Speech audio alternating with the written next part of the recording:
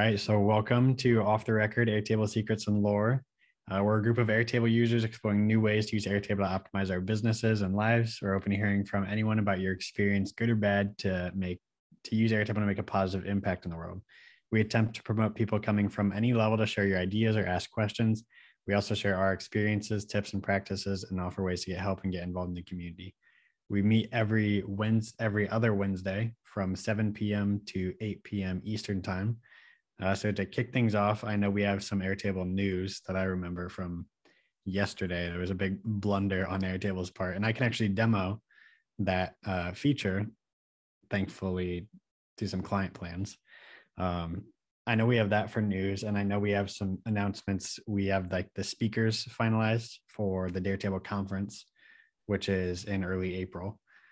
So do you think we should start off with just a few updates on the conference, or do you want me to start off with shared editable grid views? We'll just get the conference stuff out of the way. I think it's good to know, good to kind of get the updates out to everyone. So like Ben said, we've been working a lot around the clock, it feels like, to get the conference stuff ready to go. We have, yay. But we also have one other update, Ben. I've got that pitch deck for Airtable from 2015. I thought we could go through that. So some updates for everybody. So big news is we have all of our speakers. So, and we've actually gotten more speakers since then. So people are excited. They are speaking. But again, we are all filled up. So if you go to daretable.com, go to agenda, we've got a new speaker view. So you can filter by track selection. So maybe you're just getting started with Airtable and you want to be able to see the tracks for just getting started. Maybe you're a little bit further along, you want to learn some tips and tricks, or maybe you've got some extended partner add-on stuff. We've got that. What's new about this new filter is you can come in, you can bring up any track. So we'll go ahead and take a look at Kwang's session here. You can see he's teaching on concepts, best practices, and hands-on. A little bit of an overview about how he engineered one of his favorite artists to create issues or fix a problem with their career. We actually got a preview of Kwang's presentation yesterday. It was crazy good. It was awesome. Actually, I've got a screenshot I took because I wanted to be able to show, you know, because I'm such a tease. But look how pretty this guy's deck is. So he's got here his process map. Am I sharing his screenshot? Okay. Yep. Yeah, so he's got his process maps. He went down, literally every single slide, he details what challenge he was trying to fix with Airtable and then how he did it. I mean, this session is just going to be exciting. So I'm really excited about that. Also on the website, we've got all the speakers. So if you're interested in anybody, you want to know what they're talking about, all you have to do is come in, pull up their session, read a little bit about what they're talking about. Everything shows you what they'll be focusing on, whether it's concepts, best practices, or hands-on. An overview of the session, things you should know, prerequisites, and some takeaways. So what are you going to learn in that session? Lots of good stuff. And last but not least, I don't think we've announced this yet, but our last speaker we selected was Gideon. He is from NBC, yes, the Peacock. And he'll be coming to talk about how they use their enterprise license to take old media into new workflows. So super, super stuff.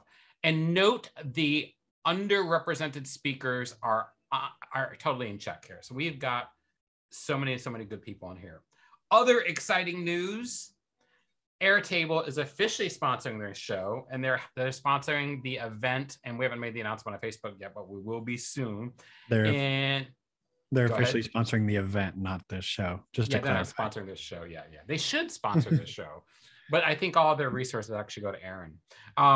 Yeah. I mean, he's got like legit, he's got studio, he's got like people. He has a clock that doesn't move. I've never noticed that. It's because when you're with Aaron, time stops. But they're helping us out in 4 ways. So first, and most excitingly, we are getting 2 Airtable speakers at the event. So our keynote opening the second day will be 2 people from Airtable. I can't tell you who yet. That's kind of a surprise. Airtable is sponsoring a happy hour with desserts and drinks Friday night. So if you're going to be at the event, not only we get to meet everyone and get to bask in the Airtable goodness, but afterwards we'll all be heading over to Caroline's for drinks and desserts. But that's not all. They're sending a video team to document a lot of the sessions. So when I say document, I don't mean it'll be streamed or anything like that. We're just telling someone today on Facebook, we're $15,000 into this. We can afford a videographer. We have to sell a lot more tickets, but we're trying. But the video team will be able to capture the highlights of the event and all that kind of stuff. So if you ever want to meet like Airtable's media team, they're going to be there. They are working on getting us live help. So someone or a couple of people from Airtable, because we're having a live help desk at the event for both days. So bring your Airtable. Not only can you come and eat food and go to sessions and learn a lot, but you'll literally be able to bring your problems and like, you don't have to wait for someone to email you back. They'll be there, which is super exciting about that. So they've become our platinum sponsor for the conference. We've got Pori on board that's a sponsor for the conference right now too. Obviously, I do everything in Pori, so I was the first people I reached out for. And of course, Dan Fellers and OpenSide and all of Dan's great apps and services will be a sponsor at the conference. So we are looking for more sponsors. If you're interested in bringing your product or consulting service or something else like that, we have everything from get listed on the site to have a table to even have a session. So definitely reach out to me about that. Tickets, we're heading toward the 50 territory. We're going for about 100. So we've got a month left. We're easily going to make it. We're going to squash those numbers. So I'm super excited about that. I'd say something I'm working on, but can't promise yet, is a lot of people are noticing that housing in Austin is expensive, not just renting or buying, like literally staying overnight. So one of the things I said to the speakers I'd work on is, if you want to come, but you're not quite sure about where to stay because it's expensive, we've looked into getting some Airbnbs with multiple rooms so people can split that. But obviously, since people know each other, so if you're interested in coming, but housing is a concern, shoot me an email, go to daretable.com, contact, you can get a hold of me, and we will try to hook you up. I think that's it. Is that it? San Marcos, where I'm from, is 30 minutes south of Austin, and you'll never have a problem getting a hotel room or anything like that out here. So okay, there you go. So you can stay with Rebecca. Is that what you said? People can stay with you? Well, I can make some sort of for that day, but I'm joking. I didn't mean to see if people could stay with you. But San Marcos, that's a good point. It's only 30 minutes away, and I know it won't be expensive, right? No, not at all. Yeah.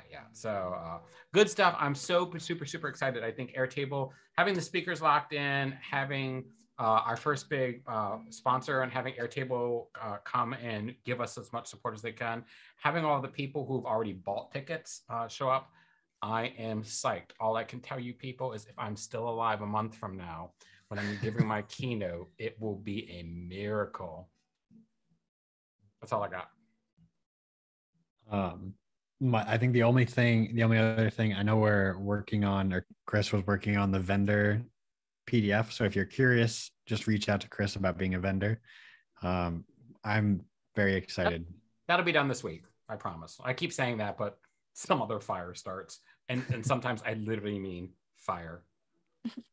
Which candle is that today? Today we're burning prosperity. I was going to say yes. So, like I told you, if you see me burn ancestor, know that you're in trouble. Okay. Rebecca knows about the ancestor candle. Oh, I don't understand what the ancestor candle is. We can go off the rails for a little bit. We can't go off the rails. It's early in the show. Candle magic is just like any other type of occult or kind of esoteric tradition. It's just about candles have a certain anointing. You can anoint them, or they can be anointed by someone else. You know, church has candles for dead people, all sorts of stuff like that. But but the ancestor candle is basically the candle you burn when you want to reach through to the other side and call on ancestors or people who've passed beyond to come in on your behalf. So this is just a classic example. You got a crazy complex formula you can't get to work, ancestor candle. You'd be surprised. It's like Ghostbusters in a base. Depending on how cool your ancestors were. Yeah, depending on who your ancestors were. All right. So I mean, we even have a session at the conference called Demystifying Formulas. So yeah, we're going there. It's witchy. We also saw a preview of Kuvan's. She was asking us. Hers is going to be hands-on from my from what I Yes. remember her saying. Yep, there is So that'll be hands-on pretty for sweet. Kuban, yeah.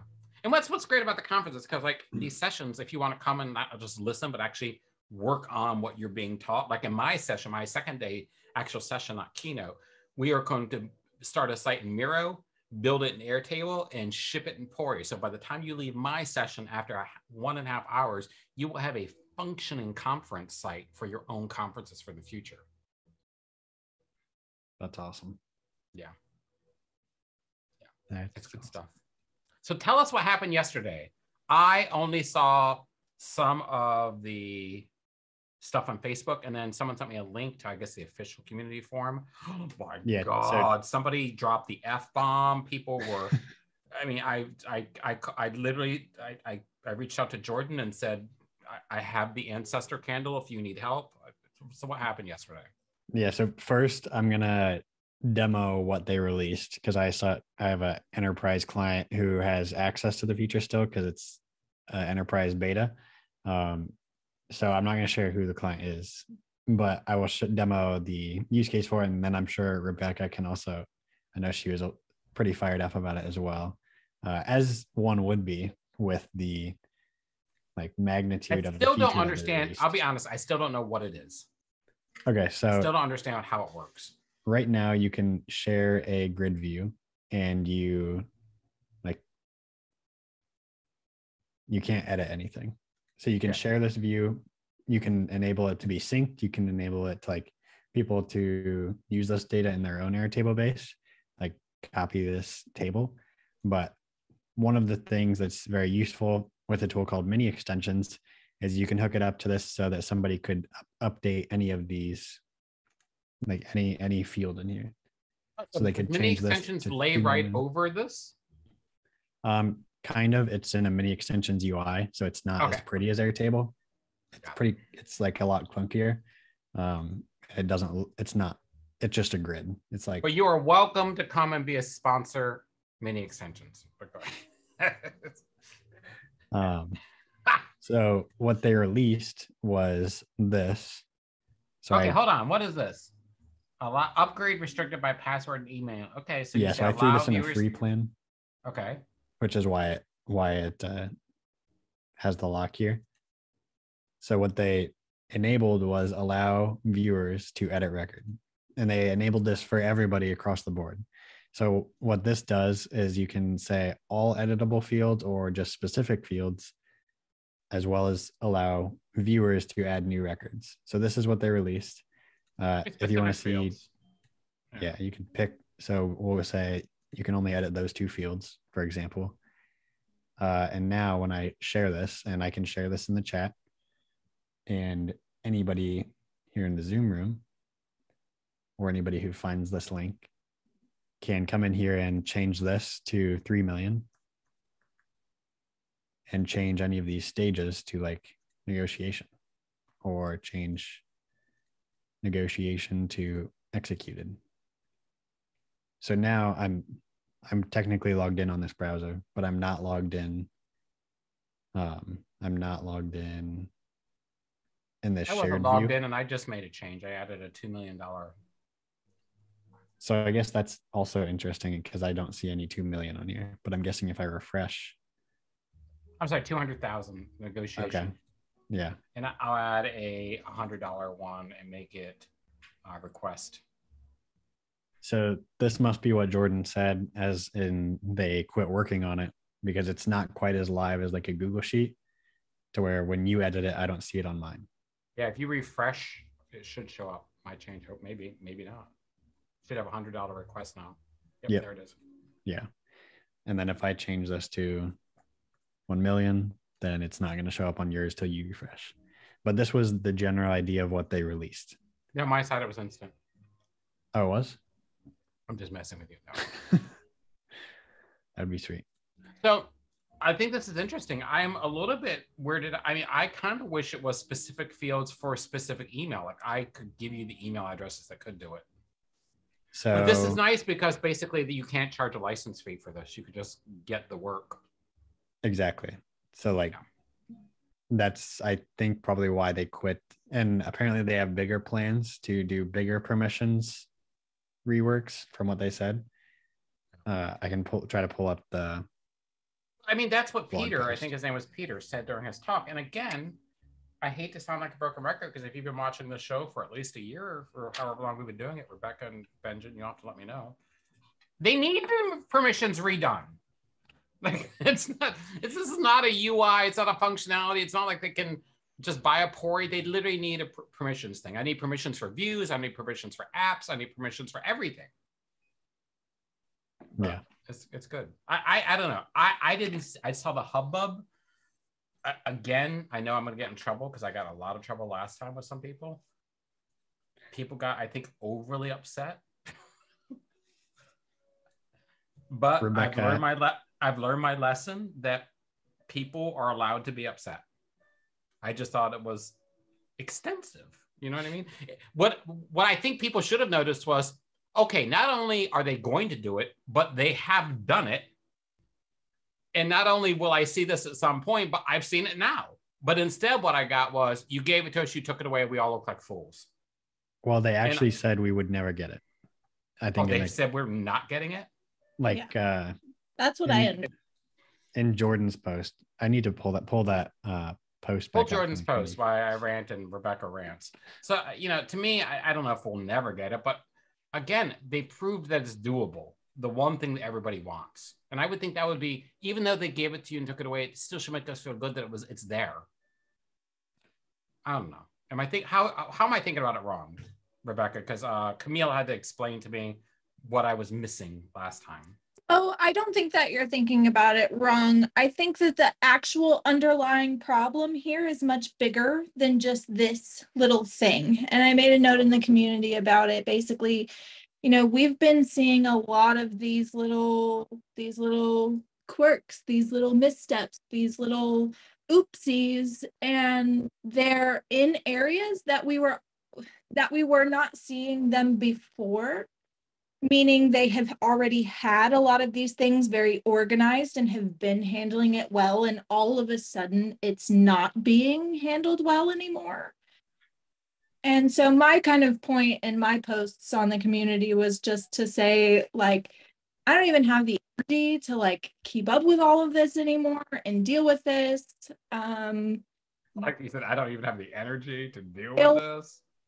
Either you scaled internally too quickly and you didn't pay attention to kind of who you were hiring or where you were putting those people, or I guess that's more so what I think is happening, is they weren't really paying much attention to where they were putting all of the people that they're hiring. It seems like a lot of marketing people and a lot of, kind of bring in the money people, and I get that, but there are probably other very unsupported departments. It doesn't seem like Jordan has a particularly big backing of support behind her. She's the only one that I see coming clean to us in the community, saying, hey, sorry, we screwed up. Like, she's the one who, and, a lot if of. I had to guess where they put their new employees, it would be in enterprise support.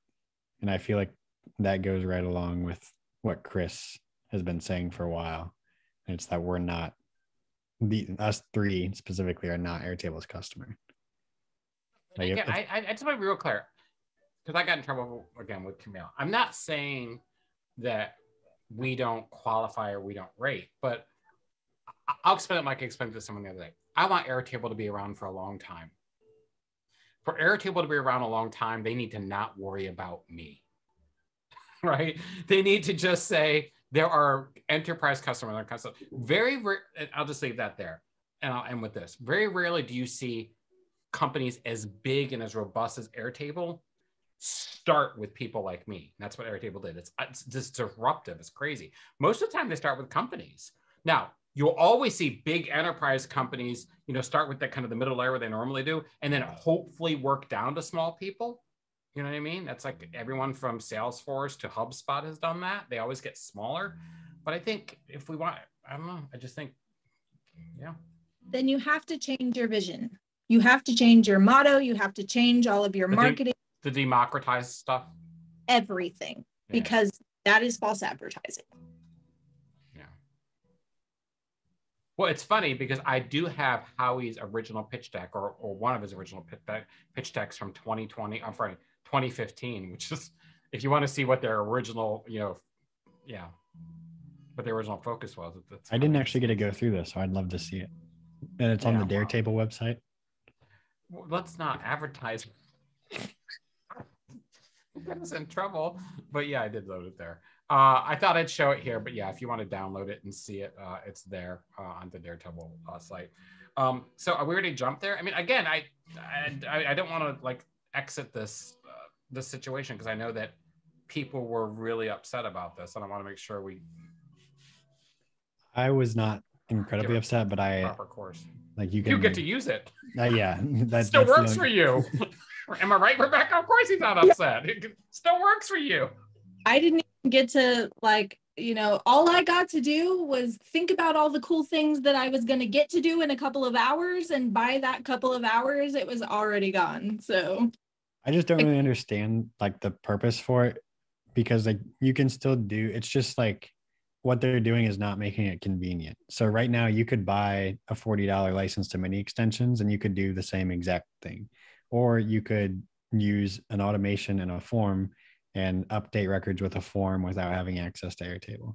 And I use those far more than I use these shared views, because even with these being shared editable grid views, it doesn't solve a user portal problem, whereas mini extensions still solves that. So you still have to make a view for each client in this case, but with mini extensions, you can say only let the logged in user see the records linked to them. Like this still doesn't solve that. So I don't think Pori does that. In one case. Yeah. Pori allows you to see the linked records. You could do it in Pori, you could do it in Stacker, you could do it in Softer, mini extensions. But what I think Rebecca's saying is, I think Rebecca's use case is pretty clear. She's got drivers out on the road that should be able to change certain things. This is actually enough. Exactly. It is enough. It is exactly enough. And I have exactly enough control over what it is. It's not a big deal if someone gets that link. They're not going to break things. They're not going, I am proficient enough with Airtable to know how to put these little fail safes. Well, I say that, and then I had somebody filter a synced table today or yesterday, and I didn't catch it until today. And whenever I unfiltered said originally locked synced table, I burned through all of my automation. So I'm still figuring out the but okay, Devin. Yeah. No, well, what's very nice is that I thought that I was going to have to go in and unbreak everything, but because my automations were set up so well for records being created, they just recreated them. They did all what they were supposed to do and linked all together real nicely. Well, usually you're only doing that once in a month. Do you know there's a setting on sync tables where you can make it so if they delete, they don't delete in the sync table? Deleted. And because I do sometimes need to be able to pull that data back out, because in my sync tables, they're set by date parameters. And the thing was, is somebody just changed those date parameters. The dates are 3 months apart from each other. You're just looking at 3 months of data at a time. Just 3 months, between X date and Y date. And somebody came through and essentially changed those dates. And so these editable shared grid views, couldn't you do a similar thing if you just synced that grid view into a new table, made fields where you could just duplicate the fields and make them editable on a free plan, and then run an automation that when they update those editable fields, it updates the source? Yeah, the thing is I'm right now with the form, like people can't really figure out the form thing. Well, you wouldn't need a form. You could just have them edit a grid view that they have on a free plan. Or do you not want them to have a plan at all? Yeah, I can't have that, hey, sign up real quick and all of this stuff. I need to be able to just say, no, click this link, do this thing. I literally what I need to be able to say is, here is your list of trucks that their registrations will renew this month. If it says active service and that truck is not in active service, please change it to whatever applicable status. That's it. I don't need to have to submit a form for that. I don't need to have to do all of this extra stuff for that. I have right now, I'm using Siri, and that takes more setup on my end because I have to get the shortcut onto the guy's phone for them to be able to do it. I'm using a combination of Siri and forms in email grids. So it was just kind of, you know, like I said in my last message on the community, it was kind of like a finally, yes, we've been waiting for this for so long. I wish somebody would find the original feature request in the community forum where it was kind of asked, because I'm pretty sure there was a long thread that would tell us when it was originally kind of requested. And I know it was a very long time ago. So it just, sorry. There are a lot of different solutions. However, that would be the most simple solution that would be foolproof for any of these guys to be able to figure out. I'm not dealing with Mensa. I'm sorry. So really, like, the main use case with this is the fact that it's browser based and they don't have their email in Airtable. Like, they don't have an email associated with an Airtable account.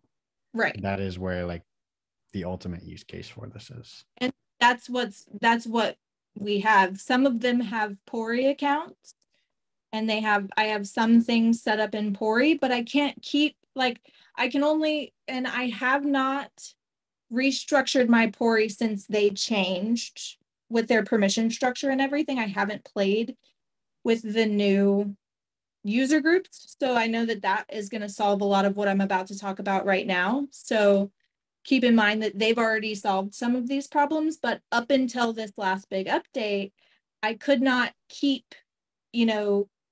regular managers out of area manager stuff, or I couldn't keep, like, I just kind of had to keep everything together.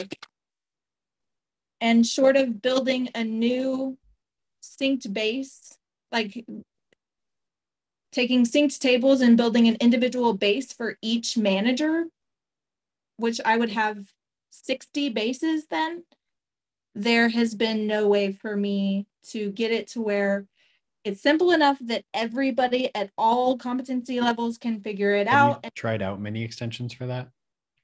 I can't get the approval to pay for the extra thing. I would have built on it, or I would have Dan's tool if I could get the extra. What would Dan's do that many extensions wouldn't? Does he have a portal solution? I'm sorry? Does Dan have like a portal solution? No, I'm just saying in general, kind of, if I could get extra money, there are other I would do first, but get money. Yeah. And the way that I'm the only one that's having this problem with their company. Yeah. Yeah.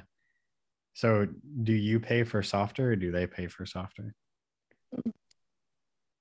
I pay for Pori. Or Pori. I would not pay for software, but yeah, how long have you been paying for Pori? Because I'll tell you right now, I feel so lucky I've been paying for Pori as long as I have, because I have like every feature under the sun for like $100 a year. Not that. That's for sure. I wish I could pay that, but no. Okay, are you guys ready for the Airtable history lesson? Yes. I almost feel like we could like cut the video, make 2 videos, Ben, make this the Airtable history lesson starting now. So I'm just going to do a little bit. I pulled up some screens here. Ben will tell you I'm famous for pulling up screens. So if you go to the Wikipedia for Airtable, to tell you that it's a cloud-based collaboration software headquartered in San Francisco. Is this sharing, by the way? Yep, you're good. All right. 2012 by Howie Liu. Okay, so interesting. First thing you want to notice there's Howie, Andrew, and Emmett. I'm connected to Andrew in LinkedIn. We've talked a few times. And Howie. So 2012. But notice that their first raise came 3 years later in February 15. So there was a lot of, obviously, development between 2012 and 2015. But let's go look at Howie. So you can see he left in 2012 in February. So he left Salesforce in 2012-15. Little bit of financial side note. When Howie left Salesforce in 2012, Salesforce's valuation was the same thing Airtable's valuation is now, which says a lot because it took a long time for Salesforce to get to their $200 billion and now Howie to be there. But he left. So he leaves. That's pretty interesting. Right? No, that's a really good tidbit. This is going to be the lesson. Put this just on YouTube by itself. So again, he actually founded something called eTax, which was, again, a CRM company. It doesn't say it here, but I have a feeling he was probably acquired by Salesforce because they're a CRM company. But again, went ahead and started this in January 2013 after leaving here in February. So it took some time off. Smart, get some time down. All right, so what happened between 2012 and 2015? What happened? Well, obviously a lot of development because the company was started. So let's look at a little bit of that history now. So what could have life looked like when he raised his first $3 million? Well, unbeknownst to all of you, on the internet is one of Howie's original pitch decks. Look at this. So this was 3 months, 4 months after their first round of funding? After their first round. So they went to something, I guess, called Data Driven. And again, anyone can find this. It's out on SlideShare. I wonder if Howie even knows that SlideShare is out there still serving it. But you can see the original logo, right? You know, because who knows? I've got a lot of stuff on SlideShare from like 2008. But you can see the original logo. The Data Driven was the event. So basically the slides basically tell the story of the company. So he said people deserve more than canned software, building blocks to create and customize their own software. So again, I think this is what he was saying was most of the software like Salesforce and other things back in 2015, it was all this canned stuff. Like you really couldn't make things and that's what he wanted to do is people to be able to make things. He said in 2015 that the real computer revolution hadn't actually started yet. So again, much like I've been saying for some time, Airtable is to the 2020s what the iPhone was to the 2010s. He's saying that software is eating the world. This is kind of a mantra from around this time. There's a lot of articles. Paul Ford wrote one about software eating the world. Software was becoming everything. And then he said, yet software is not accessible to most people, like to code and create this. Again, I think our friend Kuvan and Camille would say it's more accessible than we think. But so it was even here, they were with this hints at their like tagline. Democratization. Yeah. Software. Yeah. Yep. So then he said, if you look at the market today out there, there's a lot of software companies, a lot of ERP companies, a lot of project management companies. They all kind of overlap with similar functionality. And where they overlap is 90% of every single organization is just spreadsheets that are used for organizational purposes. So that's what he said. He said, everyone should use spreadsheets. Doesn't matter what type of business you have a spreadsheet doing something. And then boom, apparently at this point in the demo or in this point in his presentation, he does a product demo of Airtable. Now, interestingly, it doesn't look a lot different than it does now, which should make people feel excited, but also make people like, wow, they created something in this 2-year period that was pretty much what we're using today. Obviously, some of the UI up top's a little bit different. I don't have his product demo because there's no videos. I don't know what they actually showed. But then he talks a little bit about the technology and architecture. He says they've gone to great lengths to make it simple. And this is, I think, what's really interesting, because if you look at that time frame between 2012 and 2015, when this pitch deck was done, that's what they've done. And if you listen to, I think his name was Peter from Product Online, he says one of the things they focus on all the time is simplicity, simplicity, simplicity. And of course, this is known as the law of conservation of complexity. So again, I think this is monumental because when he raised this $3 million around this time point, this is really what they were going for. He says it's more powerful when you connect to the outside world. So they already had this idea because if any of you have used Airtable for long enough or ever needed your API code, you can stumble onto this part where you can see kind of how your particular base connects to the outside world. And they'd already had that figured out. And then the base icon looked the same. Yeah, that's literally it's the same emojis and everything. Next, he's got the scholar match, which is basically, and this one I think was how many columns people had created on their different bases, etc. And then so is that like, is that like maybe their one metric that they look at? It might have been like their one successful scholar match might have been their first big customer. Again, I don't have the presentation to find out what he actually said, but just these. So again, pretty interesting if you go back and look at kind of the history that we all know about so far, like I mentioned, because then you go from that to about April 15th, which they launched the API, which we just saw that in the deck you just saw, to right after that, they raised an additional 7.6, so almost double their first raise. And then from there, they introduced forms. Everybody's used forms for some times.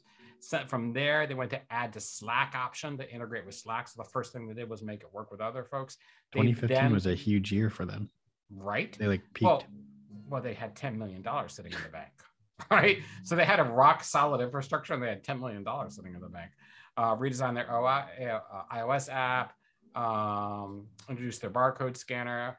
3 years later, a lot of customers in these 3 years, between 2015 and 2018, me being one of them, a $52 million raise. So at that point, you're talking big time, right? At that point, they're probably starting to hit around 50, 60, maybe 70 employees. They got another 100 million later that year, double that first one. So a lot of big customers raised in just between March and November. And of course, boom, like we all know from September, beginning of the pandemic or middle of the pandemic, almost double that raise. And now a raise of 270 million. So double, which gets us to where we are today. So, what are we at? 800, 900 employees to there. Our community, what I think, Ben, when you and I watched this thing grow by double in the past year. So yeah. The conference, I think it's all happening. So interesting, good lesson. That was awesome. Yeah, I know the community has grown over double. I feel like in the past year would have been more. Yeah, the Facebook group. Mm-hmm. I think Ben and I talked about it a couple of weeks ago, and it's at minimum doubled since I got here. I think it was at 3.2 when I got here. And speaking of communities, we also hit 1,000 members in the Built on Air Slack community today. I had to stand to promote the conference over there. Because you would think if we've got 10,000 members in all these different communities, we can get 100 people at our conference.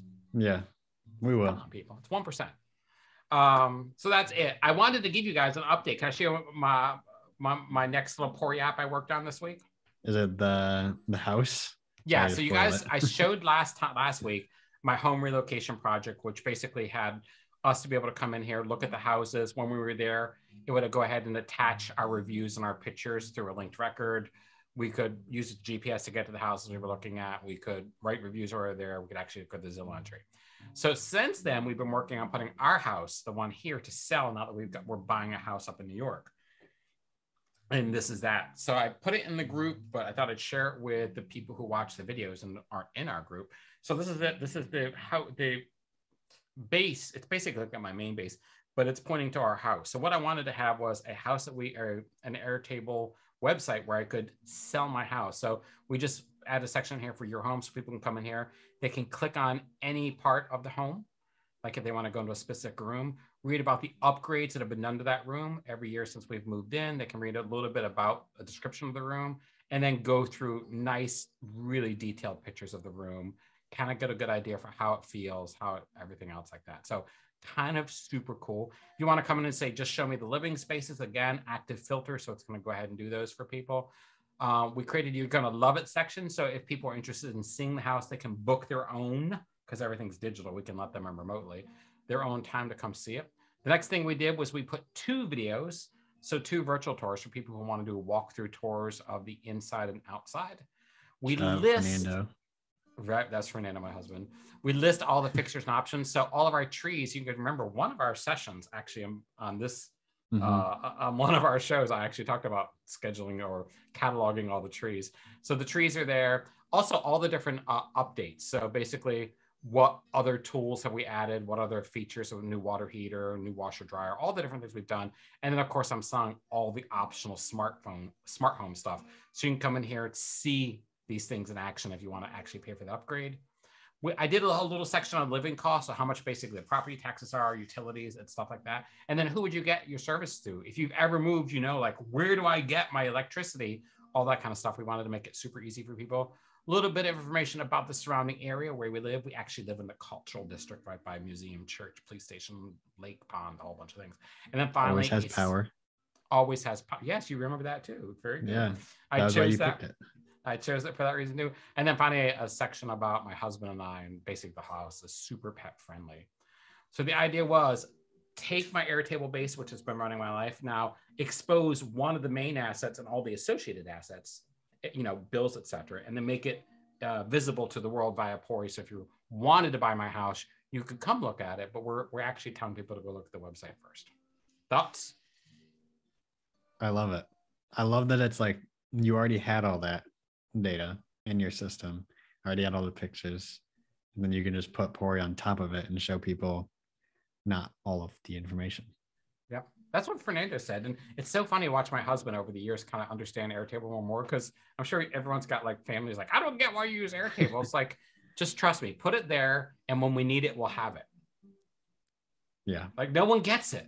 I can't tell you how many times, like even with my lawyer or like my CPA, I've got complete systems that just like, I can show you exactly what they've done, the documents they've signed, the emails they've sent, anytime they've phoned, and it just, systems of accountability have to run the future, because everyone's getting hurt. Businesses just do not care about people. Sorry to rant. Do you have everything about your previous houses like built the same way in your current system, or is it only your current house with like the rooms and the locations? Yeah, so interesting you should ask that. So one of the first things I did when I built my Airtable, like my main Daretable, was my values, my entities is first, Yeah. et cetera, all that kind of stuff. But one of the first things I did when I built mine was I actually went back into it and built a complete history of my life. Yep. You'll notice that home is on here. Like you'll see home is like blue which line. home you. Yeah. Yep. It's which home I lived in. But if you go into these, they actually list the you square lived there foot. for 1,111 days. Yeah. Was that by chance? I can't imagine. Nothing's by chance in my life.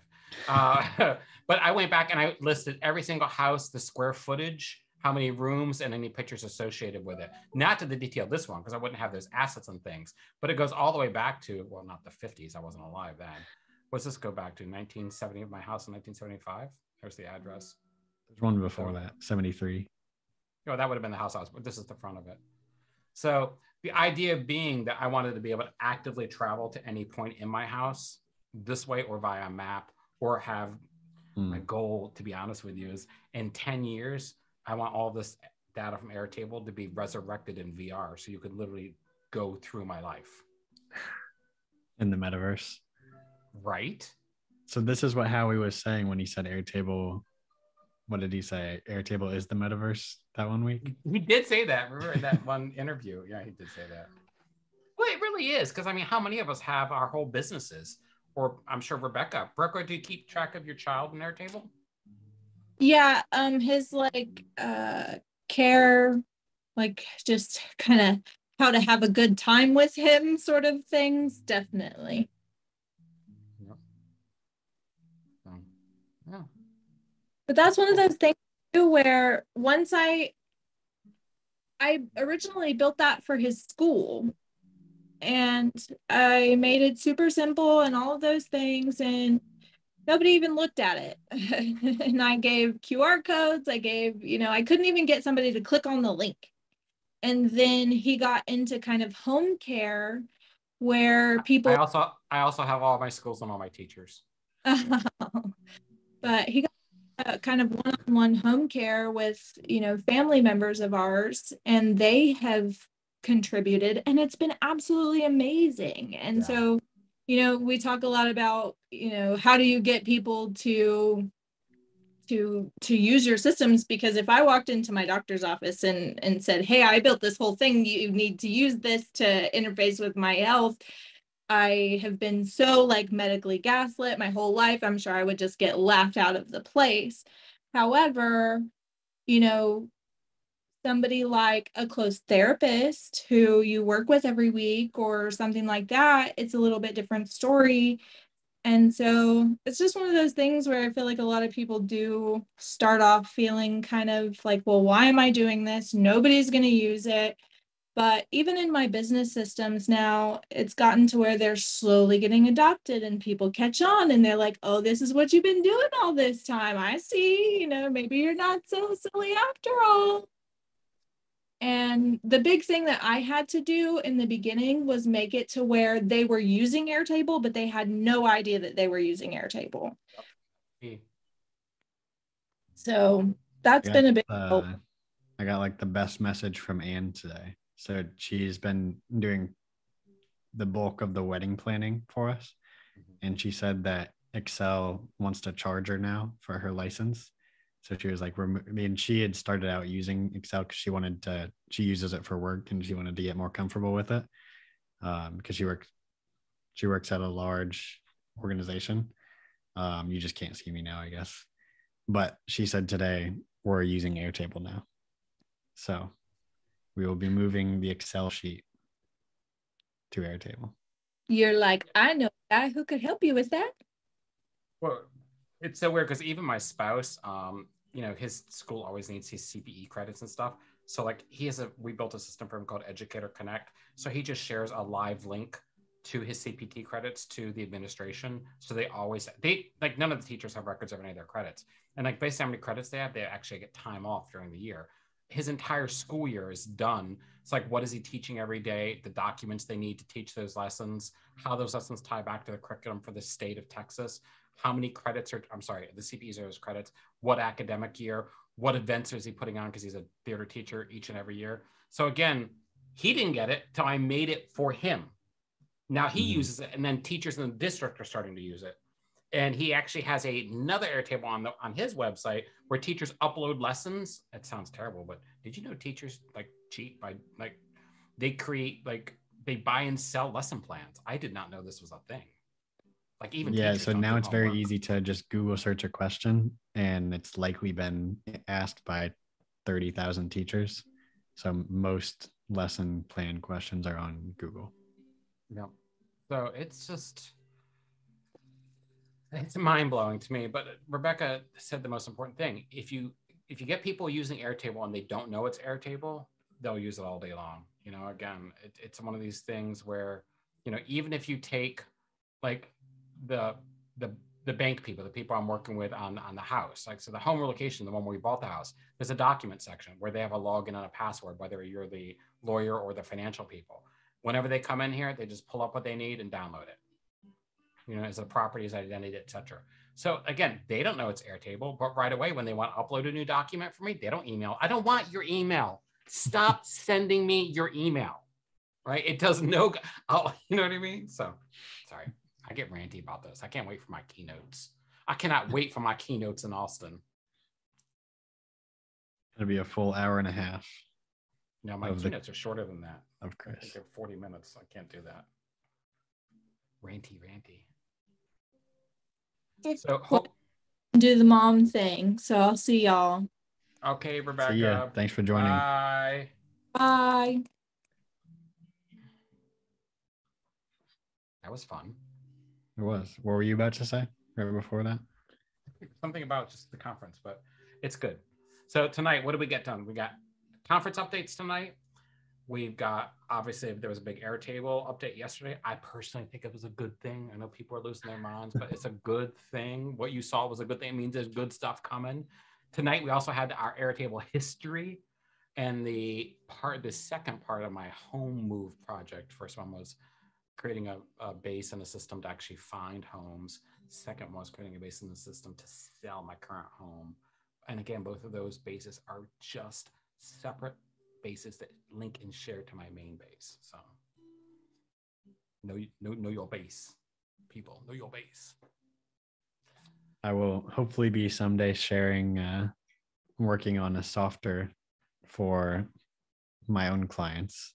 You're moving, right? Aren't you thinking about moving? I am moving back to Indiana. Have you started the process, or have you keeping or doing any of that in a base? I don't think so. I don't think we have a system around that. Okay. I know a good consultant you can hire. His name Chris. We'll use I won't say the name of the Pori site. I can't hear you anymore. You're back now. Yeah, I said I'm just messing with you.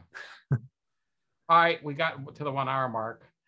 Next week, I think we're going to try to skip because I'm going to be away. But If for some reason I am around, I'll give you a shout, see how you're doing. I know you and I are still meeting around the conference. But if this kind of stuff is interesting to you, if you love Airtable, if you just stumbled upon this video to learn about Airtable's history because Ben created an amazing thumbnail, come to Daretable 2022. We literally are crafting it not for consultants, not for Airtable ninjas. We're crafting it for people who want to take their lives and their information, their businesses and their processes to the next level because they care about themselves as much as the big companies do. So we hope to see you there April 8th and 9th, 2022 in Austin, Texas. Just over a month away. Can't wait for it. Yep. All right. We'll see you there. You can get your ticket in the link below. Yeah. Ben will put a link. Sounds good. See ya.